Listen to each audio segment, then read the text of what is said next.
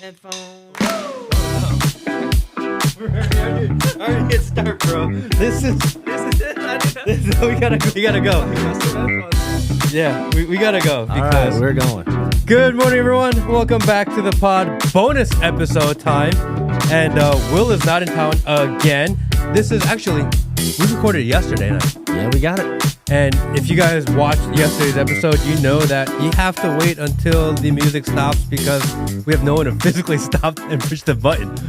But I actually kind of like the full run out, actually. Should we start doing it longer? Yeah, I think the full run out is great because it naturally runs out on its own. And it has a pace that's good. I think the experiment is good because it's allowing us to try different things, and I actually like the full song. So let's keep doing the full song. Well, now you are already replacing Will and his job.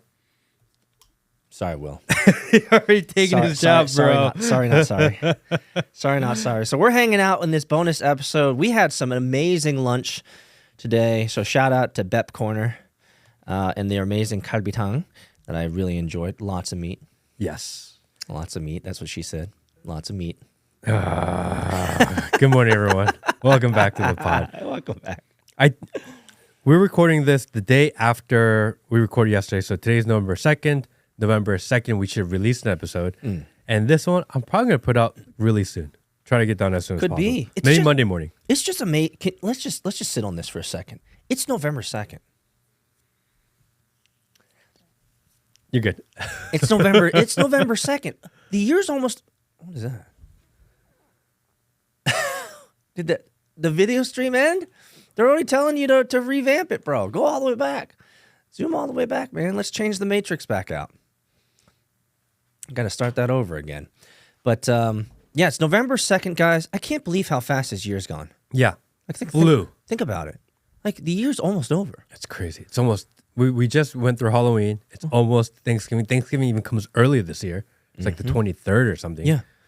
And I mean, so like there's always this really interesting juxtaposition between how fast time flies and now that you have kids, like there is no more evidence in the speed of time than waking up in the morning and realizing like just yesterday your daughter was 6 months old and now she's fucking 12 years old. Like that when you hit those wake up milestones, those moments in life where it's like we started all these backgrounds like halfway through.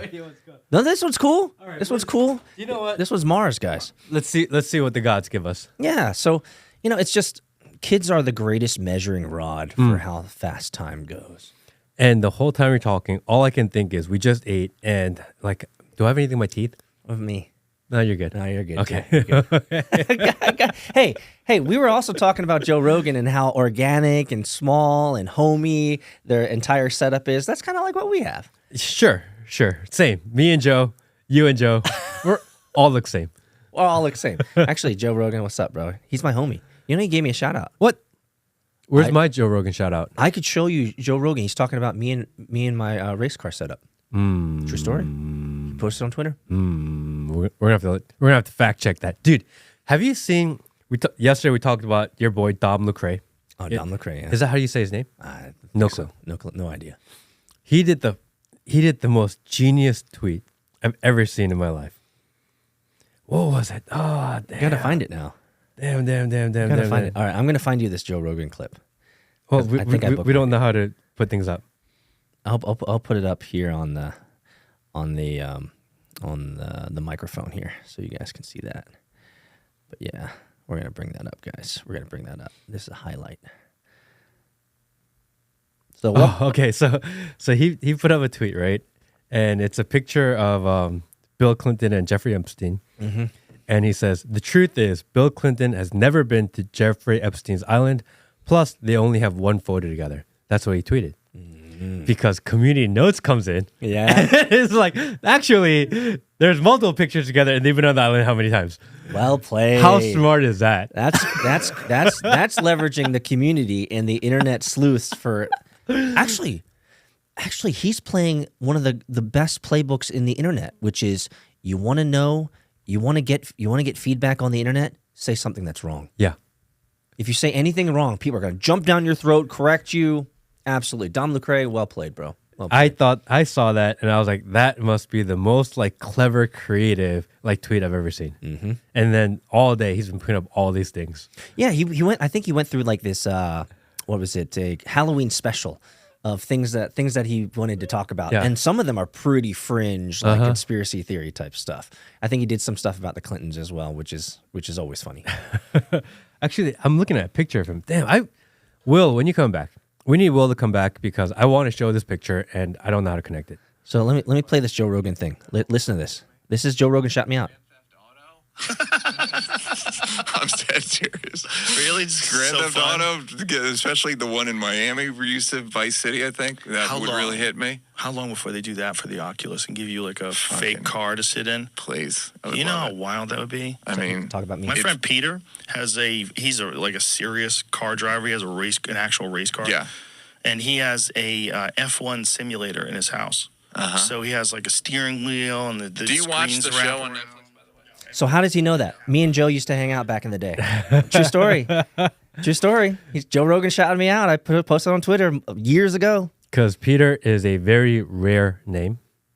Not a lot of Peters in the world. Not a lot. Not a lot. And the amount of Peters who have race simulators at home. It's a very small group of people. Even rarer. Yeah, maybe 2. You're one, and Joe Rogan's friend is the other one. Oh man, that's taking me to task though. That's taking me to task. So people don't realize, man. I'm a low key guy, but I know a lot of people in the internet game. So when are we gonna get on Joe's pod? You want me? Well, you want to? Yeah. I can next hit him week. Up. I can hit him up. You want me to clear my schedule? Yeah, I can clear your schedule. I can hit him up right now. Hey Joe, what's up, Joe? What's up, Joe? I got my homie here. I got my homie, and we want to get on the podcast. Oh, hold on. Let me call him too. Oh, he said he's busy. He'll call us back. Dude, Matt literally doesn't believe me, guys. He doesn't believe me after all this video evidence, man. So leave a comment and let us know if Peter Saddington and Joe Rogan are friends. Just add him, and he'll be like, "Oh, that's my homie." Yeah, homies. True story. True True story, guys. True story. So my wife is going to Korea on Sunday. Yeah, 2 days. Going back to the motherland. And she's taking her daughter. Mm-hmm. And my daughter has not been on a plane yet. Oh, this is the first time. Yeah. Oof. And she's nervous because I'm not there also. You guys taking a direct flight? Yes. So it's like 13 hours. So she's going to go by herself with the baby. We haven't done it before. It's like a 13, 14-hour flight. She'll be fine. She'll be fine. So she's preparing these little goodie bags. Have you guys seen that before? Yes, there was an Asian lady. Wasn't an Asian lady? Yeah, Korean lady who started it. Who went on a flight. She had a kid. She wanted to give out goodie bags to all the people around her in case her child blows up and starts crying. So at least she preempted their, let's just say, disdain and hatred and frustration. Yes. And it's become a trend. It has. And I think it's a really smart idea. So she's preparing little goodie bags, and she's going to give it to all the people like within the few aisles around her, and kind of give everyone, and then take our daughter around and give her an opportunity to go say hi and whatever else. And hopefully, if she gets out of control, people will be a little bit understanding. They'll be a little bit more sympathetic, yeah. And she's going to prepare extra goodie bags for the stewardesses. Are you allowed to say stewardess anymore? Is that a canceled word? I think you should say flight attendant. Right? You can't say stewardess? I don't know. I haven't offended any stewardesses yet, but I do. Yeah, I don't know. All I remember that reminds me of this tweet from Delta. So I've been flying Delta for over 2 decades. Multi-million miler. You got it, brother. Got the T-shirt. Got the porcelain plane.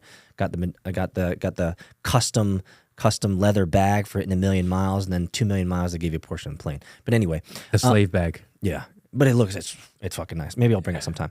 But there was a Delta tweet that showed, this is so stupid, so off color.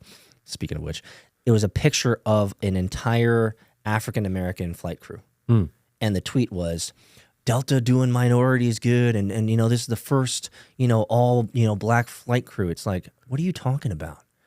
There have been all minority flight crews before in Singapore Airs, Korean Air, like Asiana. Like, you're not that special, Delta. And when I saw that, it really like irked me because they were truly playing to the virtue signaling, the whole, minority. It's like, bro, you're not that special. Just because they're all black, it doesn't mean it's the world first all black, flight crew. Come on, you're just virtue signaling. It actually makes things worse. But the guys that do the most flying are consultants. Mm-hmm. The consultant industry is a more liberal industry already. It's true. So maybe they're just playing to their audience. Well, it didn't play to me. When I looked at it, I was like, no. But they already got your multi-million miles. I don't care about you anymore. You're not wrong. You're not going to go fly elsewhere. You already get nice perks. The perks have sucked, though. Yeah. The perks were better in the night. Like, dude, Wow, I was privileged. flying. The perks were better. As a million miler diamond, like back in the late 90s, early 2000s, the perks were amazing. Now, for being a diamond million miler, I still get shoved to the back of the list. Yeah. For upgrades. Like, Well, that's also because we fly out of Atlanta. that's And true. there's everyone, it's easier to get higher status if you are in one of the cities that change over into Atlanta. That's right. Because they get the extra leg every time they fly. Right. They get the extra miles. Yeah. And they get on a little bit before you. So that's the downside of here. And for those out there who might not know, Atlanta is one of the biggest airports on the planet. And I think actually it's number one in terms of foot traffic per day. Busiest. I think, that's probably the better word to use. Busiest airport in the world. So yeah, certainly the numbers work against you if you're living out of Atlanta. You're trying to fly out of Atlanta. And I think they do a pretty good job here in Atlanta. The lines are long, but it's not ridiculous. They move you through pretty quickly. I mean, it's a well-oiled cattle machine here, certainly, thanks to TSA. And and people think that because you have to get on a train to go from terminal to terminal, but that plane train is pretty quick. It's pretty good, and if you are a Delta medallion holder or you have access to the Delta Lounge, they have showers in there. Yeah, they're so nice. I'm a big fan. Like, even if I've taken a shower previously and I got a little bit of time, I'll drive down to a little bit early to the airport. I'll jump in the shower just because I can use their hot water. What? It just feels good. I've never taken a shower at the airport. Really? Yeah, why would I do that? Why not? It's like free sauna. That's so weird. I gotta Is it get to the really? airport early because I gotta go shower. All right, for everybody out there, That's such a weird thing. I don't know if there's anybody out there who's done this, but have you taken a shower at the airport? And is it like Shane? Does it feel good? Like, let us know in the comments. Smash the like button. I'm a big fan of it. That's I have to take advantage of these medallion, Perks? perks, man. I got to take a shower. I got to get the free stuff because I'm paying out the ass for all this stuff. And I also have the Delta Black card, that American Express, the Amex Black. All right, big deal. Cost me what, $1,200 a year, something like that. Only time I've ever used the sleeping pods was I was traveling to China, and I forget which airport I was laying over in, and I had like a 6-hour gap, and they let you sleep for like 3 or 4 hours, so you can pay rent hourly. That's the only time I've done it. But I didn't even wash. I just kind of passed out, woke up, and I went on my flight. So yeah, don't sit next to me on the plane. Are you the type of guy? How do you spend your flights? Like, when you get on a flight, do you just immediately conk out? Or are you a movie watcher? Or are you a reader? How does Matt Kim fly? Number one, I absolutely love eating in the air. I love it. I love airplane food. I love it. You can't be telling me that I'm weird taking a shower at the airport when you love Class C airport plane food. I love airplane food. Why? I don't know. It's super salty, super preserved. It's super. But you can't tell when you're up there. Right? That's why they make it super salty. He's also got 2 Jacks and Cokes, or 3 Jack and Cokes already I don't down. drink on the plane. Well, I don't drink at all. You don't drink at all. But I don't drink on the plane, and I never did before. I just enjoy being in the air. And eating? I love to eat on the plane. Maybe that's just part of your personality in enjoying being serviced while 60,000 miles up in the, or 60,000 feet up I in the air. truly enjoy the food. Really? Yeah. Woo. And Bro. if I'm on a long flight, and I'll be really nice to the stewardess, can't say that anymore, and I will ask them, hey, if there's meals left over, bring it this way. Okay. Now I know where you're going. If you're flying like Korean Air or Asiana or Lufthansa, then if you're really nice to the stewardesses, really nice to the flight attendants, especially if you get like a cute one. You're like, like Nuna, you start using like the Korean, and you're like, extra ramen 주세요. That's what you do, don't you? No, you suck up to them. That's really what you do. enjoy the meals. Yeah, but to get the extra meals and extra perks, you have to do your little like. No, I'm just naturally charming. Okay, I'm not naturally charming. When people look at me, they're like, well, I don't know. So I have to be extra charming on like Korean Air so I can get the extra perks, the extra mini bottle drinks, the extra ramyeon. Like I go all out in being super courteous and just being like, Nuna, 도와주세요, give me more food and stuff like that. So that's how I do it. I don't know about you, but clearly they just like you because you look good, right? I just really like to eat, and I think they're like, wow, there's someone here that really appreciates the food. And when you are someone that serves food or makes food, and the person that's eating the food truly enjoys the food, you feel like incentivized to give them more food. That's the heart of people that provide food. I get it. And because I'm sitting there, You're crushing it. I'm crushing it, and I'm eating all of it, and I'm asking for another one. Like, wow, this guy really likes it. Let's give him another one. I get it. Yeah, I get it. I get it. I don't think it's something that I do because I'm trying to achieve anything. It's just I really enjoy the food. They see I enjoy the food, therefore they give me extra food. So I have to give you this tip because my wife and I have traveled internationally with our 2 kids multiple times. And the number one biggest tip for traveling with kids is the inflatable seat. Have you seen those? No. So we have you're sitting on a regular seat, right? And it's this inflatable seat where you inflate it up and it fills in the gap where your feet are and it makes a bed. Oh, I think they're flying business Oh, well, if they're flying business, then you don't need it. because they lay down. Yeah. But if you're flying economy or you're doing anything like that, these inflatable things are perfect for kids to lie down on. One of the best, it's like $25-$30 or something like that. So you guys are flying in style. When we, Well, she is. but you're going later, right? I'm going later. Yeah, we won't tell any dates because we don't want to dox anybody. But you're going to be leaving later. So this is the first time that your wife and your child are going to be flying out to Korea. And if you don't mind, I know that you just moved into this new house. That was news. So you guys are also fixing up the house as well this week. Yes. We're doing like, I don't know, countertops and backsplash. And now we're in a, what do we do with the backsplash argument? Like stupid shit, right? And I then, don't want to be negative, but shit. and then we found out the dishwasher in the house that came with the house doesn't work properly. So we have to buy a new dishwasher. And then I'm learning about, because we've never had to buy a dishwasher before. Every time we bought a house, it came with a dishwasher. And I never changed out a dishwasher. I don't know if that's weird or not. I don't know if most people change out the dishwasher when they move. It's kind of like whatever you get, you get. We're still running the same dishwasher when we built our house 14 years ago, so it works fine. So I'm looking at dishwashers, and they separate them by decibels. Oh, sound. Yes. Really? Yeah. I didn't know. Shit if I know. So depending on how quiet you want your dishwasher to be, it's more expensive, but it's more Really? quiet. So they actually tell you how many decibels it runs at. Really? And now I'm like, is 38 decibels a lot? Now I'm trying to calculate. Can you tell the difference between 38 decibels and 42? Dude. I don't know. I have no I don't know. idea. But in marketing, to say 38 and it's $500 more, it sounds like a really good idea. Wow.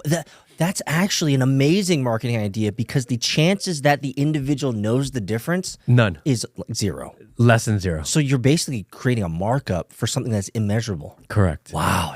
Wow. Yeah. Oh, wow.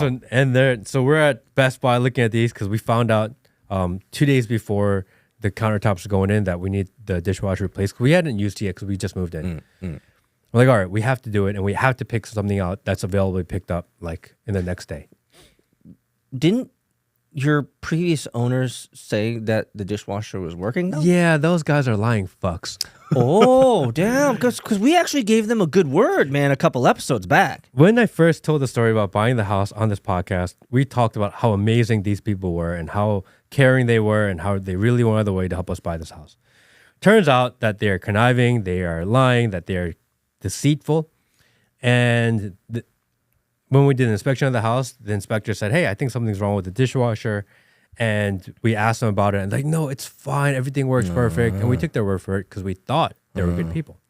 We find out that it's broken. They definitely 100, 1000% knew that it was broken. Dang. They cut off all our electricities before we moved in when they said they would keep it open for another 2 days afterwards. Oh, not like this. So and we tried reaching out to them just to even say hello, thank you, etc. And they never contacted back. They Ghosted. went complete ghost. And they agreed to have the house cleaned before we moved in because it's like the right thing to do, right? It's the right thing to do. It's the right thing to do. And especially if you're going to sell a house, and relatively expensive house, like you get it cleaned. And yes, we're going to have people come and clean it also, but still, it's the right thing to do.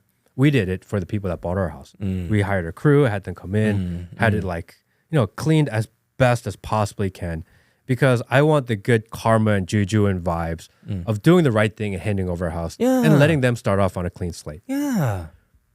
It looks like when we walked in the house after we bought the house, like they took a wet rag and just wiped down the basic services and just walked out. Didn't even touch the baseboards?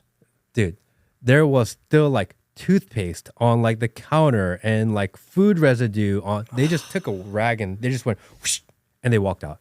Dang. And I was like, that's so shitty. Okay. So actually, there's a lot of lessons that we can extract from this, but we won't maybe go too deep.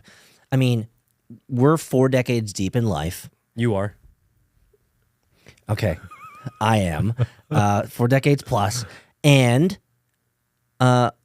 you'd hope that we have become better judges of character. Especially you're a businessman, you're an operator, you're an entrepreneur. I'm same with me, and you know just as well as I do that the people that you choose to work with, the people that you end up proverbially, making your bed with, the people that you're going to sleep with, in this business, it's so important that they're people of integrity, they're honest, right? These types of things.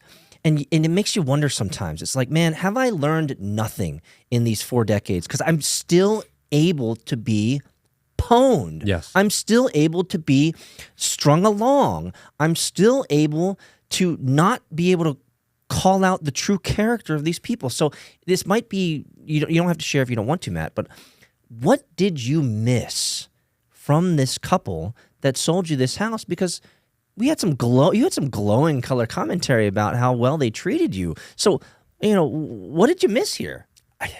I want to say, or are they just really good actors? I'm going to say it is 100% on me. Okay. I think that we wanted it to be true.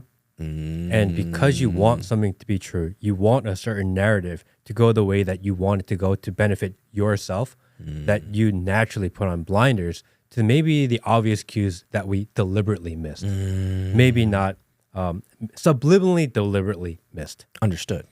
So I think that's really what it was. I bet you if I replayed it in my mind, the cues would have been there. And so if I could interject, I'd say you were also under kind of a pressure cooker. Correct. The timing was ridiculously, really a short amount of time. And there was a lot of things, there were a lot of moving parts happening.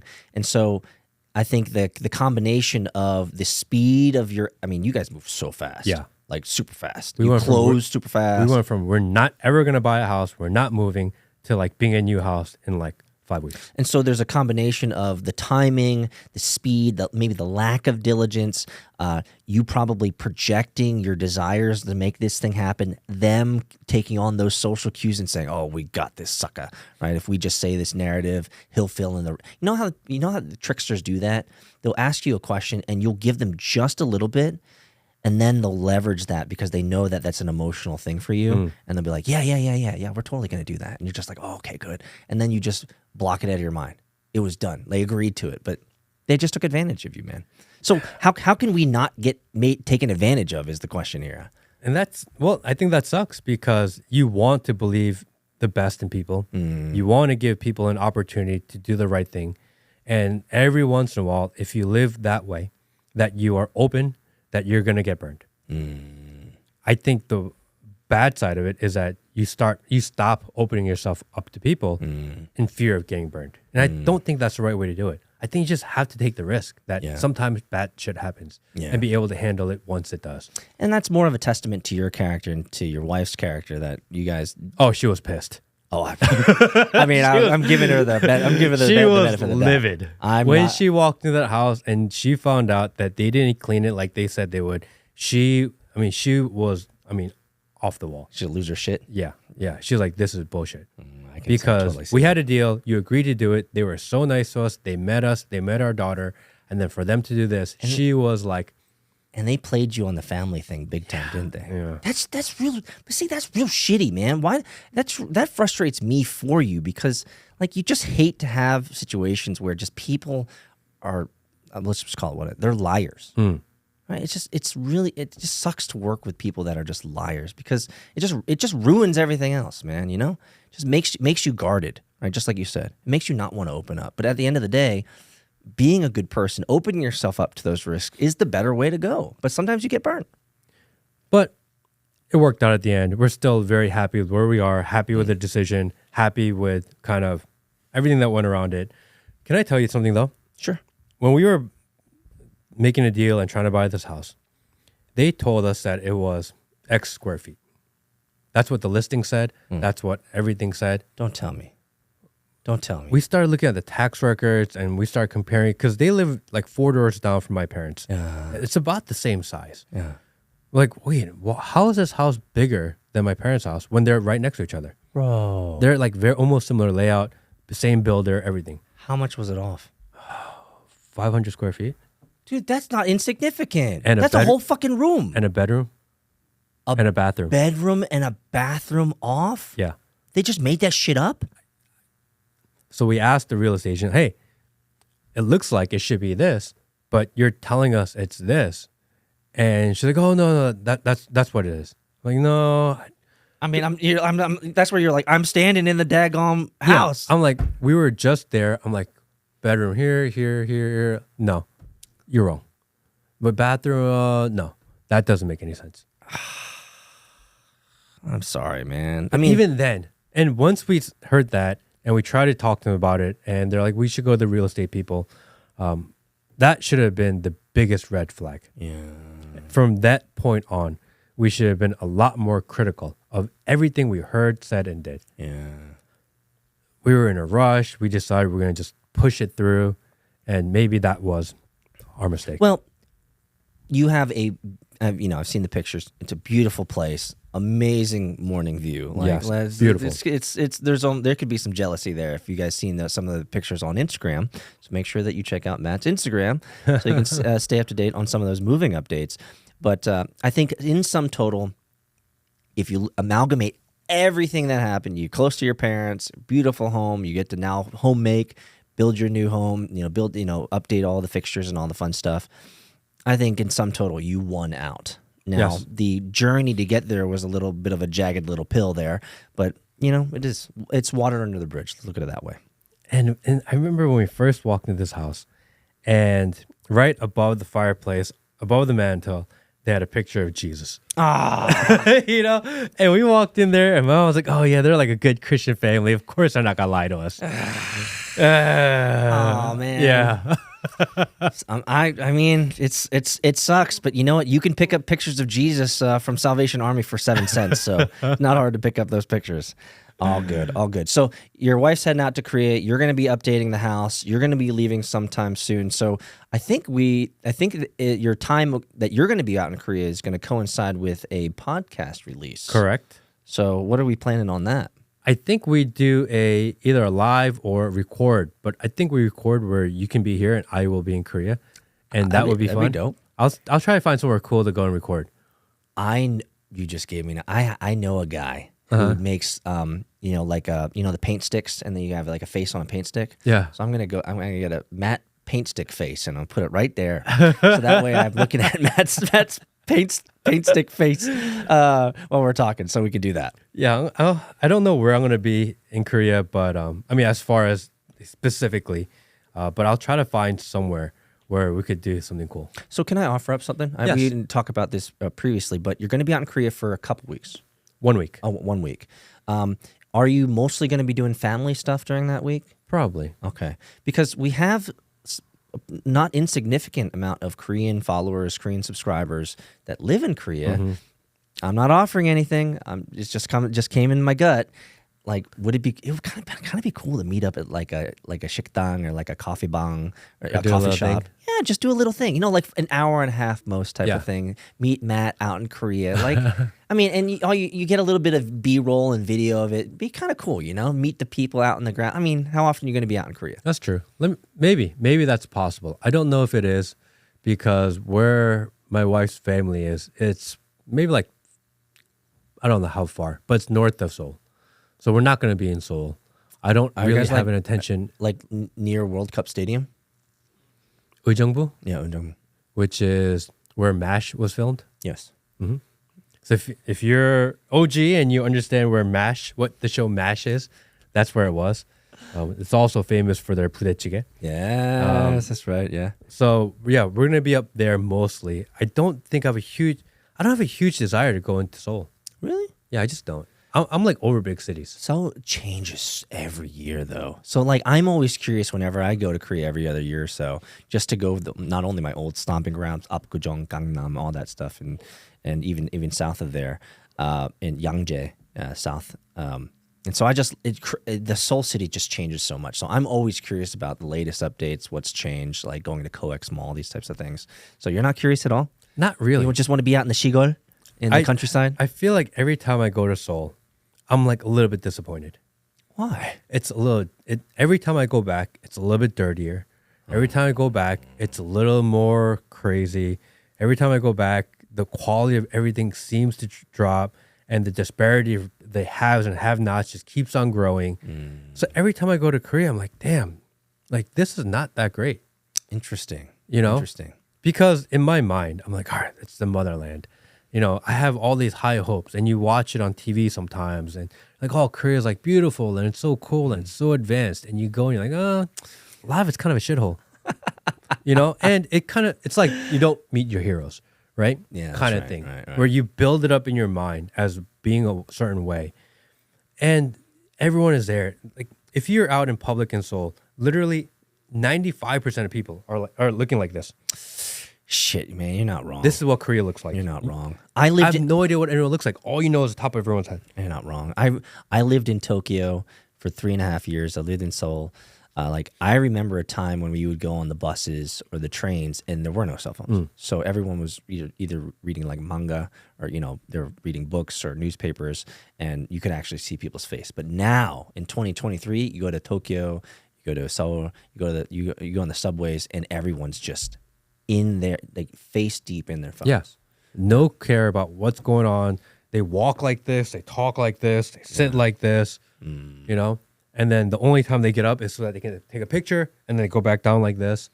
So there's a lot of, so we're talking about Seoul, we're talking about Korea. There's a lot of really cool sightseeing things to do in Seoul and around the general vicinity. If there's none of that you're curious about, you're not interested in seeing any, like going to like Namdaemun or going to COEX or going to, you know, any of these sightseeing places like what Itaewon, So- right, where they have all the Korean dramas in Itaewon, right? Pre-COVID, we used to go back pretty often because my wife's family lives there. So we've done this, spend weeks at a time in Seoul. We've done the palaces. We've done all the historical stuff. We've done the museums, which I enjoy. Maybe it's just a sign of getting older.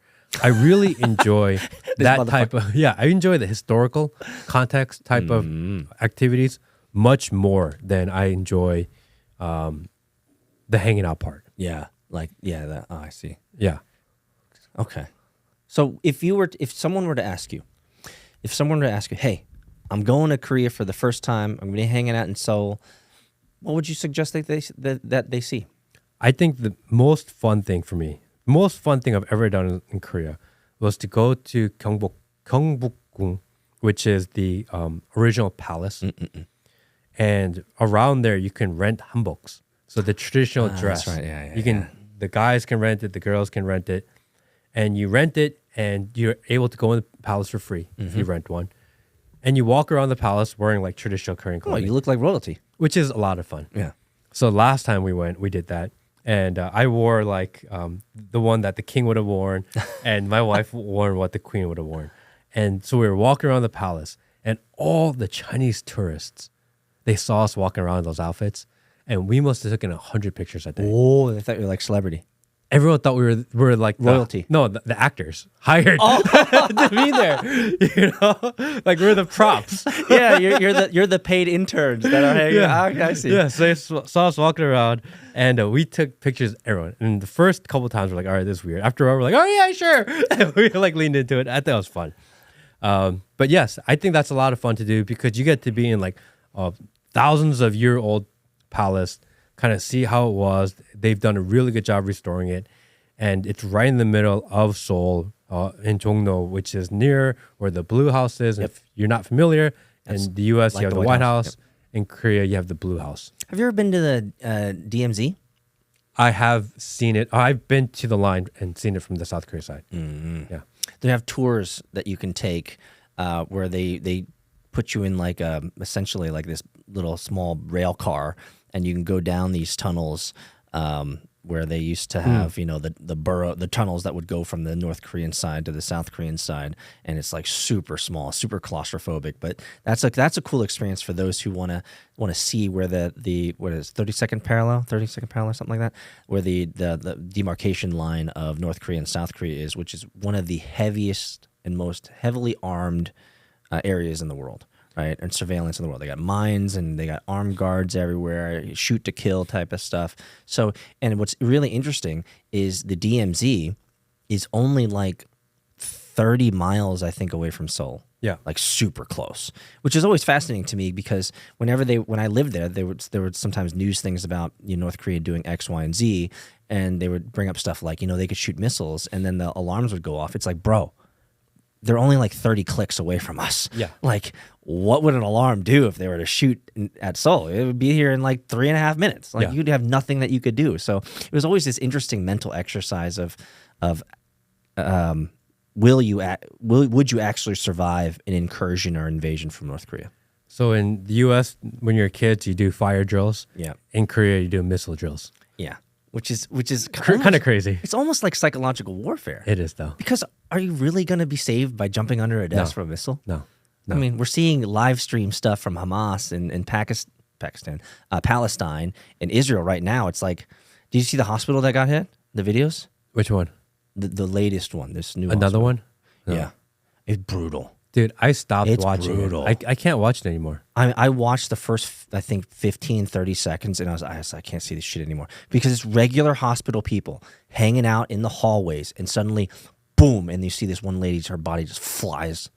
Like, it's like, fuck, dude. Who Like, bombed who? I have no idea. You never know. One side of the equation saying it's Israel, one side of the equation saying it's the Hamas, one side of the equation saying it's Egyptian, one side of the equation saying it's the Taliban, one side is saying it's the Zionists. Like, who knows, man? Everyone's just killing each other over there. How do we get there? Oh, Korean fire drills. That's right. Every time I go to, I've been to the DMZ twice, and both times I've gone, I always think it's really sad. Why? Because there is a imaginary line between two countries that realistically 60 years ago, 70 years ago was one country. Yeah, not too long ago, actually. The Korean people didn't decide to cut the country in half. That was not a democratic decision. Yeah, it was an American decision. That was an American decision. American and Soviet decision. Yeah, American military. Yeah. So no one in Korea was like, hey, we should split the country in half. It was never a thing. No one ever discussed it. No one ever got the idea of the people. There's no option. Americans, and it's crazy because the U.S. always says something bad, Soviet, something bad, Russia. They together made this imaginary line. Mm-hmm. I don't know who decided that they're the ones to make this line. The arbiters of fate, yeah. But now a line exists, and there are people don't realize that people in North Korea and South Korea are all from the same family bloodline. Yes. It's the same people. Yeah. Literally separated by an imaginary line by foreign countries. Yep. So when I hear that, I think about that, I think that's really sad. I agree. Because I've met a lot of people who have family that go back to the other side. And people are like, oh, you're from North Korea, South Korea. And they're like, oh, North Korea is so bad. Well, fine. I get that's what people say. And I get, yes, fine. Like dictator, great, bad.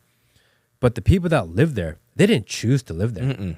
They were our relatives that just ended up on the wrong side of the border when another country came in and decided to split in half. Exactly. And I always, whenever I've talked about this, I always say the analogous for us here in America is you have cousins, you have family friends, you have half brothers, half sisters, you have family and grandparents. You live in Atlanta, they live in Tennessee. They're what, 120 miles away? And suddenly someone comes in and says, oh, you can't go to Tennessee anymore. Nope.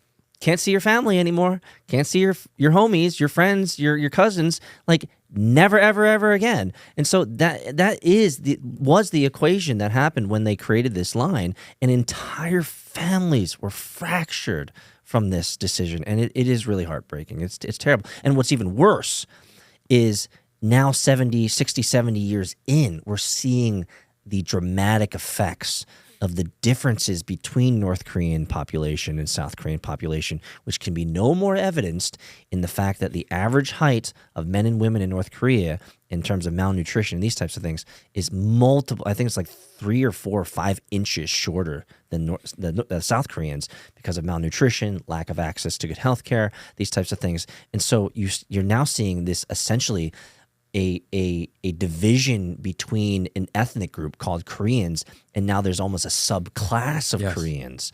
And that is just, it's so unfortunate because it's all the same Korea. Yeah. But now because of time and malnutrition and leadership and politics is you now have, unfortunately, a subclass of Koreans, and which is always interesting because I remember hearing surveys out in Korea of the younger generation is like, and the question is, younger generation, what do you think? Should we reunite?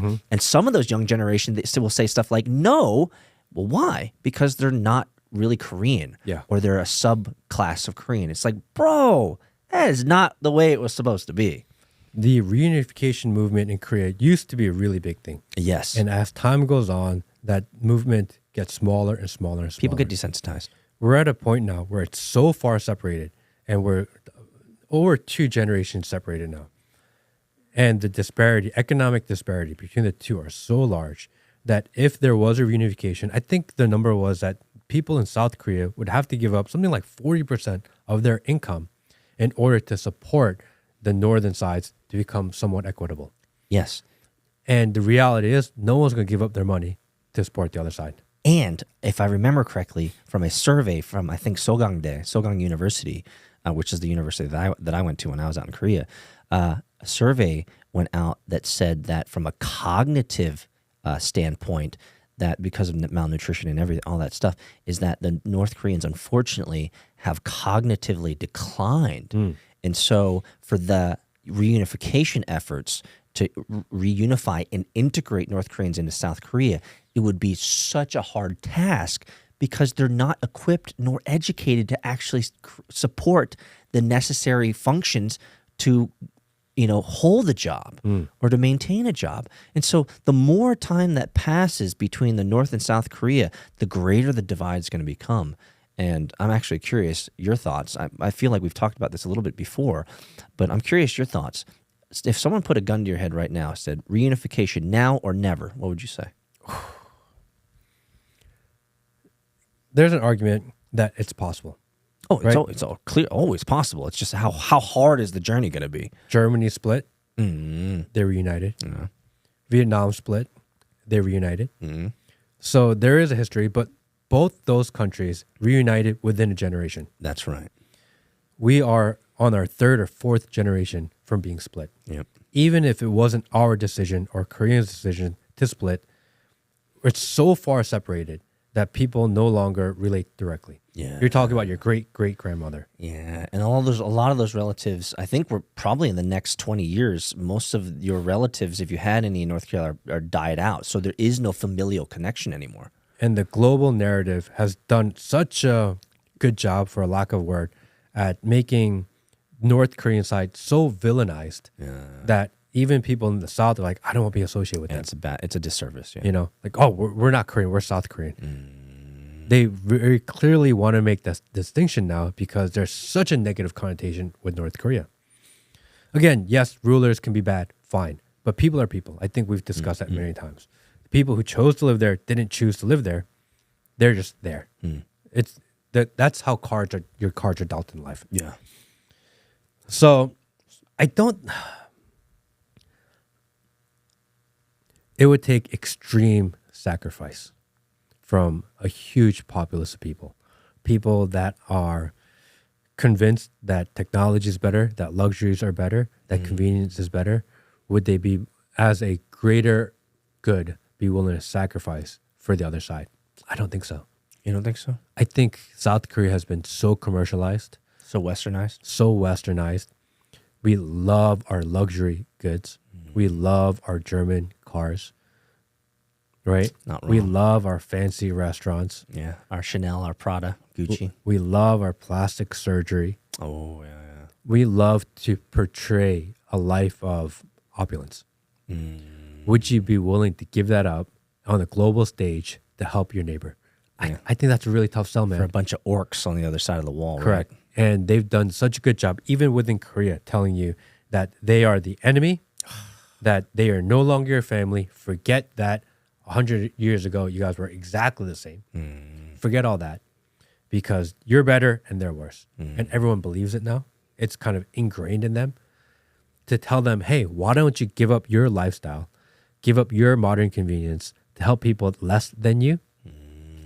I think that's going to be a really tough sell. Yeah. And every day that passes, It's harder. it becomes harder and harder because there's more entrenchment. Correct. And more distance that is created from that past. And I think we're probably already there or daggone near close to it, to the point where I think people will probably see it as an inevitability that we will never reunify, which is really, I think, a terrible outcome of the Korean War and all that stuff. It's just, it was never meant to be. No. It's never meant to be, man. It really is a travesty in life. It really is. And historically, Koreans are very agriculture based, rural, and they live on this little peninsula, and they don't really go out of it, right? Koreans just live in their peninsula and just try to survive. That's been Korean history. Yeah. Japan wants to attack China, and they go through the peninsula of Korea. China wants to attack Japan, and they go through the peninsula of Korea. Yeah. And Korea's just stuck in the middle, trying to like, hey, everyone just leave us alone. Yeah. We just want to live our lives. Get the fuck out. And all of a sudden, someone comes in, splits it in half, and and one becomes the communist experiment, and one becomes the capitalist experiment. And both sides, not that great. Not that great at all. I mean, one could obviously argue that being on the capitalist side is better. Sure. Of course it is.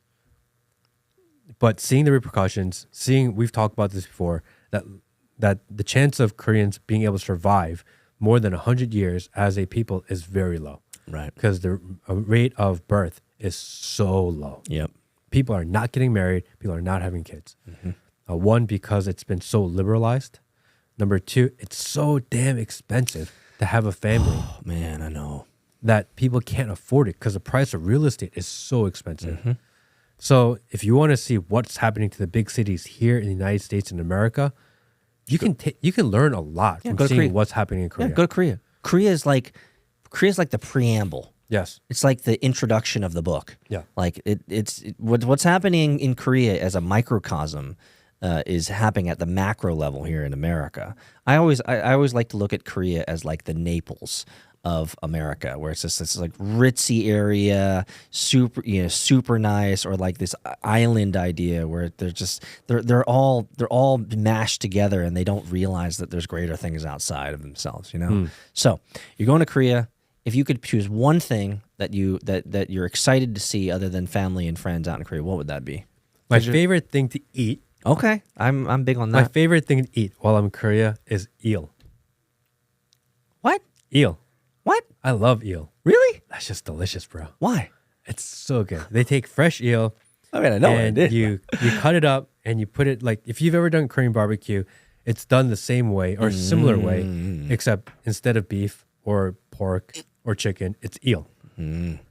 It's phenomenal. Okay. And you eat it with a little bit of like the some sort of leaf, and you put a little ginger and garlic, and that's the bomb. All right. It's So- hard to find here because it's people don't really go out and catch eel.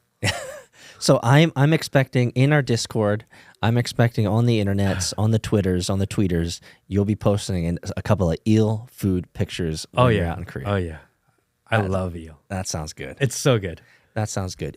I'm wondering. I mean, trips out to Asia are often opportunities to do a layover somewhere. Have you thought about doing a layover in like Tokyo, Narita, or No. no? No. Let me ask you this: Have you ever been to Japan? Uh-huh. Do you like it there?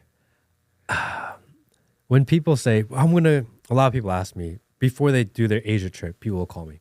Hey, Matt, we're going to go to Korea and Japan. Like, do you have any recommendations or whatever else, right? Because I'm like the token Asian guy for a lot of people. I get it. Awesome. It's because he golfs with a bunch of white dudes. So they always call me and ask me. And I always tell them the same thing. Go to Korea first and then go to Japan. Not the other way around. Because a lot of people will go, because you can one stop in Narita and then go to Seoul. Yeah, and you can get off and go. Yeah, exactly. So that's the route a lot of people take. That's the wrong way to go. Yeah, because Tokyo's better. You have to go to Seoul first. You have to go Incheon first, and then you gotta go to Japan. Because if you go to Japan first, Japan is so spotlessly clean. Not wrong. So if you go to Japan and it's so clean everywhere and everything is so organized with all the chaos, it's controlled chaos. And then you go to Korea next, you're like, oh my gosh, this place is a dump. Yeah, You get that feeling It right creates away. the wrong expectation. Correct. I Because understand. you think that because it's an Asian country at a very similar size, that it would be very similar. It is not organized like Japan is organized. It's not clean like Japan is. But I think the food and I think Korea is more fun. If you like to have fun, if you want to party a little bit, if you have a good time, I think Korea offers more of that. For sure. Because Korea has emulated more of the entertainment sector of America than Japan If you has. enjoy the nightlife and you want to do some bar hopping and you want to hit some clubs and you want to go eat at some fancy cafes and things like this, Korea is definitely better. for Rodeo that. Drive, guys. Yeah. Apgujeong. You go there first because you don't really mind the people throwing up in the street. The trashiness. You don't yeah. mind the trash bags in the street. You don't mind this stuff because you're excited and there's so much going on. And then you go to Japan and then it's a little more controlled. It's a little more docile, even though there's a lot of people. And then you get to enjoy it because it's cleaner. If you go the other way, man, it ruins it for you. You're correct. Like I'm thinking about different cities right now because I've been to a lot of the major metropolitan cities all over the world, and I'm thinking like the first place, if you were to ever do a world tour, the first place that you should start off with is either San Francisco or New York, because those are the trashiest cities on the planet, especially in certain areas. It's just absolute garbage heaven, drugs, paraphernalia, shit on the floor, piss all over the place. You start there. And then you move eastward over to Korea, Japan. Then you could go to Singapore, which is clean. The Chinese cities are Hit or miss. Chinese cities are hit or miss, right? I've been to Shanghai. I've been right. Some areas are really nice, but they're really touristy, and they like the smell and the feeling is just plastic. You know what I mean? Right? It's all tourist attraction and shit like that. So if you head east, then you can head over to Europe, where they have some really classy cities. Some amazing places. I wouldn't suggest Paris now because Paris is under fire and it's a fucking shithole, which I don't know why my wife still wants to go there. It's fucking dangerous as hell. We got crazy shitholes over there. So that's what I would do. I'd start off with San Francisco, New York, because those are the worst places in the world. Would you agree or no? I agree. I think Atlanta East Side is not bad, like fucking terrible too. Trust me. Atlanta downtown's not great. I remember the last time I was in Beijing and I went to go check out the Forbidden City, which is a huge palace, right? Beautiful place to go. Worth going. If you have an opportunity to go to China, go to Beijing and go see the Forbidden City. It is beautiful. It's crazy. It's like 5,000 years old, and they've done an immaculate job of like cleaning it up, making it look good, etc. And you can spend an entire day just walking around that area. Yeah, and I can't believe people actually live there. Yeah, It's crazy. And the size is the thing that is mind blowing. Yes. How big this thing was. Yeah. So it's a lot of fun. And when you leave the Forbidden City and you cross the street, because they say China, like communist, China, USA, they hate each other, blah, blah, blah. You walk out of Forbidden City, you go down the main road, and it's McDonald's, Gap, Nike, Adidas, Starbucks. You're like, Yeah. what the hell? But then right next to the Starbucks, you'll see Starbutts, the knockoff version, right? And then you'll see a Nike, and then you'll see a Nicky. If they say that China is a certain way, there's a narrative around it. Let me tell you that China is capitalism at its finest. Absolutely. Anyone that doesn't think China is a capitalist society is just wrong, and they've never been there. Money rules that place just like money rules here. Exactly. It's not socialist. It's not everyone is equal. It is far from. And the nicest parts of China, especially in cities like Beijing, in Shanghai, in Shenzhen, the nicest parts of those cities may be the nicest in the world. That's what I was saying. That's what I was getting to. There's some Chinese, like people don't realize there are social and there's politics behind everything. But behind that veil, if you just look at the presentation layer, it's all capitalist. It's just a matter of, in America, we have this free enterprise, free business, capitalism, where individuals can create and build companies and flourish. In China, the only difference is you have to get approval from the government. And if you get approval, then you can flourish. Yes. That's kind of the only, if I'm oversimplifying it, you understand. But that's like the only difference is that in America, you can kind of build your own, grow, become successful. In China, you can do that too, but you have to get permission. Yep. Once you get permission, then you can grow, right? Because then you're supporting the CCP, you're supporting the motherland, you're supporting the government there. So, but at the end of the day, it's all about the money for sure. And I think it's interesting because here in the United States and here in Korea, people are like, if you see people that are rich and not rich, they're like, oh yeah, I can be rich. So there's kind of a gray area in between of people trying to achieve and become that next level. In China, you're either that level or you're not. And they do a good job of, okay, like you guys have money, we're going to do extra to take care of you because you guys actually matter. Yep. And everyone else that doesn't matter, you guys stay over there. Exactly. So the nice areas are just ridiculously nice. And like the Disney service is like, it's like Disney World. It for is Disney everything you do. Yep. The service is impeccable. And I thought it was interesting in China that when they bring you, when you get dishes at a restaurant, it comes sanitized and wrapped. Yes. So your dishes, they open it in front of you, so you know you got a clean, sanitized plate. Yeah. It's an extra presentation layer. Yeah. Yeah. So you know every time you get it, you eat on a plate that was cleaned and sanitized specifically for you, and you're the only person to do it. Exactly. There's no like, it's kind of dirty. It's never dirty. No. I think that's weird. There are so many things that we can learn from other cultures if we're just able to be a little bit open-minded and realize that although the leadership may be bad, there are cultural things that we can learn from. Oh, totally. And maybe not all of it is great. Some things we can learn of, and we should not do those things. But we have to be open to it. We can't just say, "Oh, that culture is bad," no matter what. So let's extract ourselves from this just a little bit, because I know that we have a lot of listeners from all over the world. We have listeners all over the world, period. And not all of our listeners, subscribers, and followers are world travelers. I will never say that you need to be a world traveler. But I will say that if you can, and I want to get your opinion on this, if you can, it will be one of the most mind-opening experiences of your life. I think a lot of, let's just say Americans, a lot of Americans lack perspective. And the reason is because they've never been anywhere but America, right? Actually, I bet you could find surveys around this, that the average American probably doesn't travel more than like 15, 20 miles outside their vicinity, right? You're just looking at a circumference of 20 miles, and that's, live, die, bred, went to church, went to school, all in the same, 20-mile radius. And what that causes in the individual, in my opinion, is just a lack of perspective around what is going on and the different worldviews. I know let me just speak to myself. I know for a fact that since I've lived in multiple different countries, gone to over 50 different countries in my traveling experience, all over Europe, all over Asia, like it makes me my opinion, a better, more educated, and gives me a broader perspective of ideas. And if I can say as an outcome, it's ensured that my mind is open to new ideas and to new people, and not to be ridiculously judgmental. So would you agree that being a world traveler or being world traveled is a boon, is a good thing? Or would you say, hey, no big deal, don't need to do it?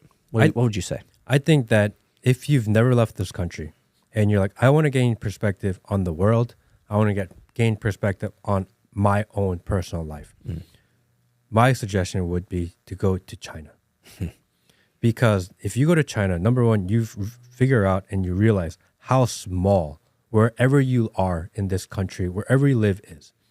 You get the idea of scale really quickly. I like that. You also realize why the small, quieter way of life that we currently live is better. You get to appreciate the little freedoms that you have, the extra space that you have, the mobility that you have. You can feel the tracking when you're in China. And it's not dangerous, but you get to experience it. What it means, what it feels like to be tracked. Surveilled. You can literally feel it in the air. Yeah, no, he's not wrong. Like, And it doesn't ruin your experience, but you can feel it. It's a thing. Wow, you're one of the first, maybe first or second or third people that have ever identified that. Like when I went to Shanghai, when I went to, like you could feel the Big brother. surveillance apparatus. Like it didn't affect your experience. No, not at all. But it created you could almost feel the energy that something was always watching, right? And it's something that Americans, we're not there yet, but dadgummit, like I think that's a good example. Like when you go to China, you definitely feel like, you know what? And I don't think it changes your decision making. It doesn't become a filter of like, oh, I can't do this because I know that I'm being followed or I know that I'm being watched. But at the end of the day, it is there. It's back there in the back of your brain that you're being surveilled and everything that you're doing is being tracked. I just feel good that you recognize that, because that was so obvious to me when I was out there. It was just like, holy shit, like my life is not my own out here. Like everyone, like they're tracking me. And there's this idea that in China that they hate Americans. But then you go to a hotel and talk to the bellboy, talk to the counter person, and you'll realize how quickly they love Americans. Yeah. Oh yeah. That there are pictures that Kobe Bryant is probably the most famous person in all of China. His picture is literally everywhere. And like, oh yeah, these Asians or these Chinese hate blacks. No, like literally Kobe Bryant. Every kid has a Kobe Bryant or LeBron James jersey on. Jersey. Yeah. So it just breaks all these narratives in your mind that Matrix. You have. The rulers of countries may hate each other. There may be narratives pushed to keep people divided, but the people that live within the countries, they don't really hate each other that much. You mean they're kind of like you and me? Exactly. I remember one quick story. I remember I was in China and I was talking to the bellboy. He spoke English and he was like trying to learn more words and learn more language. And I was chatting with him. And he said, oh, if you want like something from Pizza Hut, I'll go run and grab it for you. Great. And he came and brought me a pizza from Pizza Hut. I was like, well, you can come in and like chill and chat for a second, because he was really excited to meet someone that can practice his English with. So I was talking to him and I was like, man, your English is really good, you know? And he's like, yeah, I try to study really hard. And he's like, man, maybe you can be the manager here. He's like, oh, you can't say that. I was like, what do you mean? Why not? He's like, oh no, the manager, he knows 10,000 words. I know, I get it. He is taught that he can never be a manager of a hotel. Yep, I know. His English was 100 times better because he actually cared. He actually wanted to learn. He had this passion to learn about other cultures. I mean, he came up and grabbed Pizza Hut 4 blocks away just so we can spend 15 minutes together and chat. Oh, yeah, absolutely. He had this yearning to learn more. Yeah. The manager sat there, memorized a bunch of words, got his job, probably came from a higher caste system than he I was did. about to say, yeah. And this guy is taught, even though he's passionate, although he's learning and trying his best, that he will never be more than a bellboy. And I thought that was really sad. But I'm glad you're bringing this up. Man, we should unpack this for a longer episode sometime, I think, because in that society, they make it abundantly clear that there's a glass ceiling. Yes. You can look up and see what's up there, but brother, don't get it twisted. You ain't never gonna get there. And it's part of there's almost this candor. It's a negative candor, a negative honesty, but it's they're raised in that culture where it's like, dude, you were born into this caste system or you were born into this level, and brother, don't get your hopes up. I think that's really unfortunate. It's really sad because there's no breaking that glass ceiling for a lot of them. What if? And a lot of the requirements to get to the next level are completely arbitrary, like this 10,000 word bullshit. Correct. When you said that, I knew exactly where you're going with that. What if? Because in countries like China, you are told you can't get to the next level, but people do. That's true. So when people do, you're like, oh shit, this guy earned it.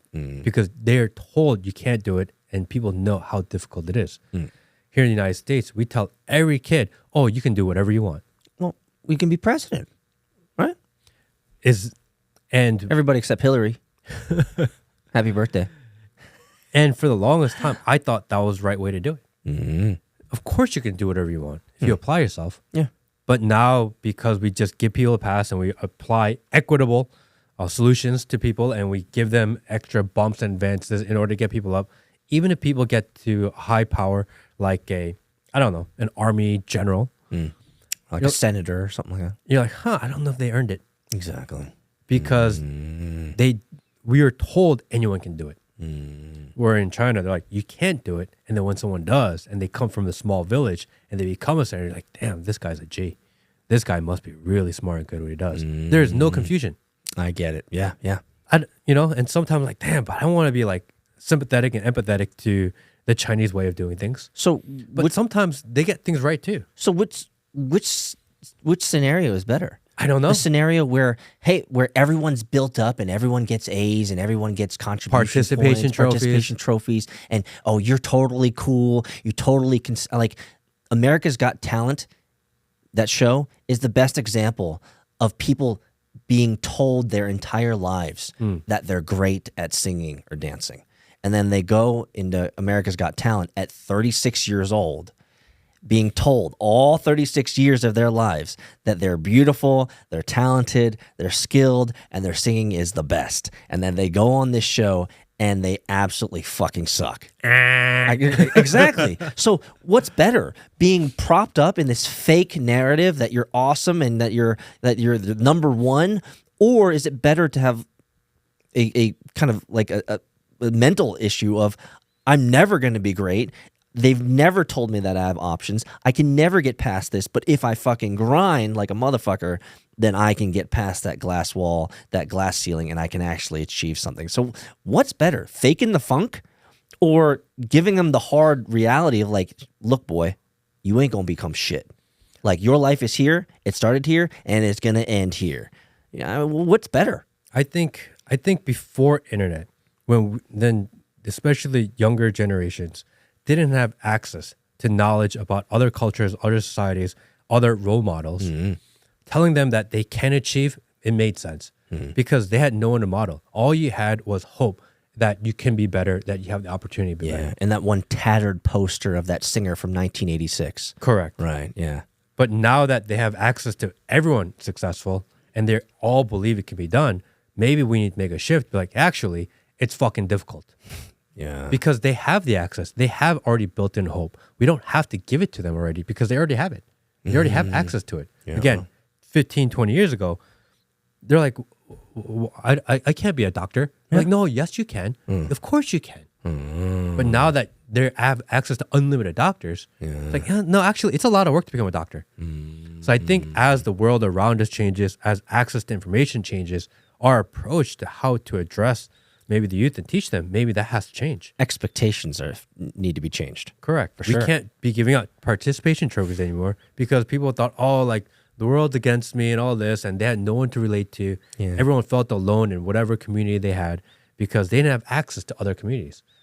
Now you have access to unlimited communities, and you can always find an echo chamber that you want. Yeah, and since there's unlimited access to success, correct, it almost creates this expectation of like, well, shit, man, of course I could become a rock star. Yep. Of course I become like LeBron. Of course I can become the best of what. It's like, just because you have unlimited access to these stars and these superstars, at the end of the day, it's still Hollywood. Like, only a percent of a percent actually make it to become a star, you know?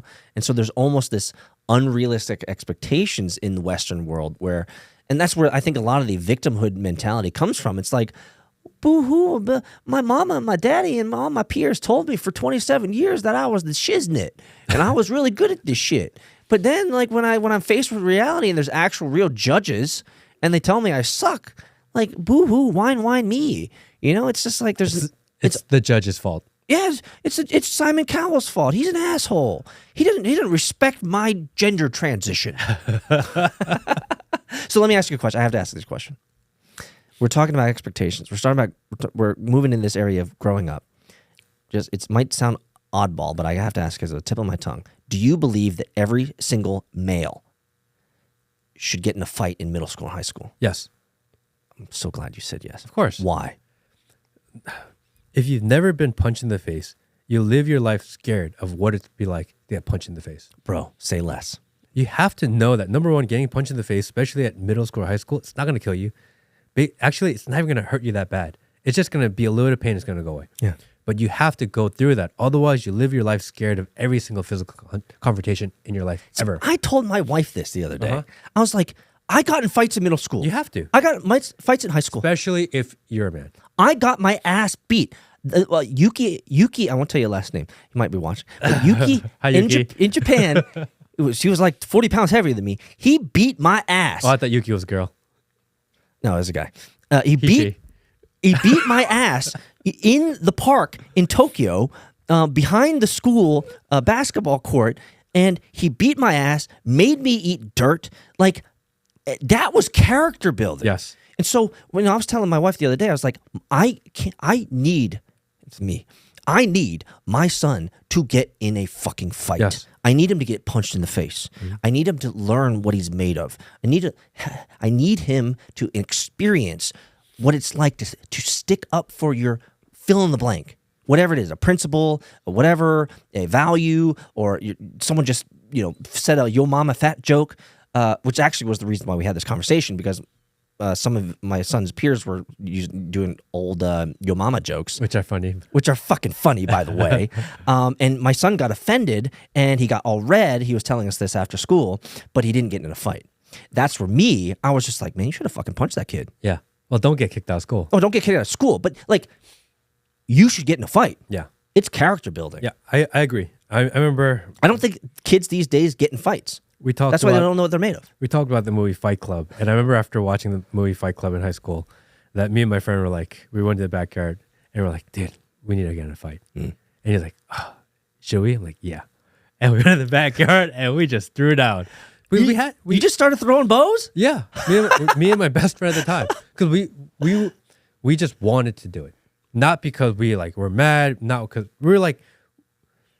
we've had a really quiet year.